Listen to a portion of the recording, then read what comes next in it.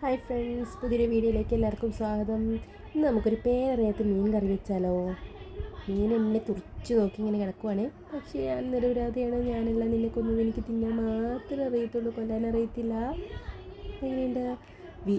മീനെല്ലാം നമ്മൾ ക്ലീൻ ചെയ്തതിന് ശേഷം ഉള്ളി, വെളുത്തുള്ളി, ഇഞ്ചി, കറിവേപ്പില ഇതെല്ലാം എടുത്ത് വയ്ക്കുക. അതിന് ശേഷം അതെല്ലാം അരിഞ്ഞ്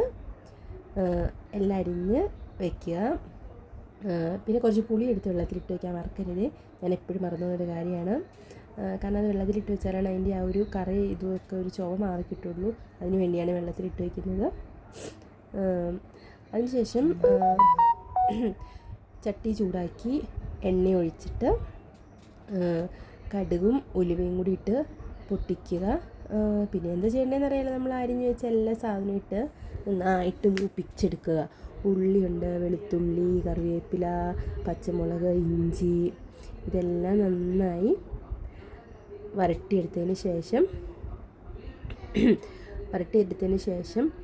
പൊടികൾ ചേർക്കണം. എനിക്ക് സത്യം പറഞ്ഞാൽ ആദ്യം പൊടികൾ ചേർക്കാനൊന്നും എനിക്ക് അറിയത്തില്ലായിരുന്നു.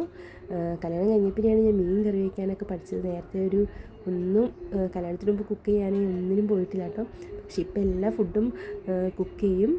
ചിലതൊക്കെ എല്ലാം ടേസ്റ്റ് ഒരുപോലെ വരാറില്ല കേട്ടോ, ചിലതൊക്കെ പാളിപ്പോവാറുണ്ട്. എന്നാലും വെച്ചാൽ നമ്മൾ പഠിക്കുന്നത് ഒന്നിട്ടും വിട്ടു കൊടുക്കാറില്ല. അപ്പോൾ പറഞ്ഞത്, പൊടികളിൽ ഇപ്പോൾ കുറച്ച് മുളക് പൊടി, മഞ്ഞൾപ്പൊടി, മല്ലിപ്പൊടി ഇതെല്ലാം ഇട്ട് നന്നായി വരട്ടിയെടുക്കണം. ചിലർ മല്ലിപ്പൊടി യൂസ് ചെയ്യാറില്ല, ഞാൻ ഇച്ചിരി കൊഴുപ്പ് കിട്ടാൻ വേണ്ടി ഇടാറുണ്ട്. പൊടിയെല്ലാം മൂത്തതിന് ശേഷം കുറച്ച് തക്കാളി ഇടുക. അതിനുശേഷം പുളിയിട്ട് കുറച്ച് ചൂടുവെള്ളം ഒഴിക്കണേ. ചൂടുവെള്ളം ഒഴിക്കുന്നതാണ് നല്ലത്. ചൂടുവെള്ളം ഒഴിച്ച് ഉപ്പിട്ട് നന്നായിട്ട് തിളപ്പിക്കുക. അതിനുശേഷം ആ മീനെല്ലാം ഇട്ട് കൊടുത്ത് പാത്രം മൂടി വെച്ച്, പിന്നെ മീൻ തിളച്ച് കഴിയുമ്പോൾ കുറച്ച് കറിവേപ്പില ഇട്ട്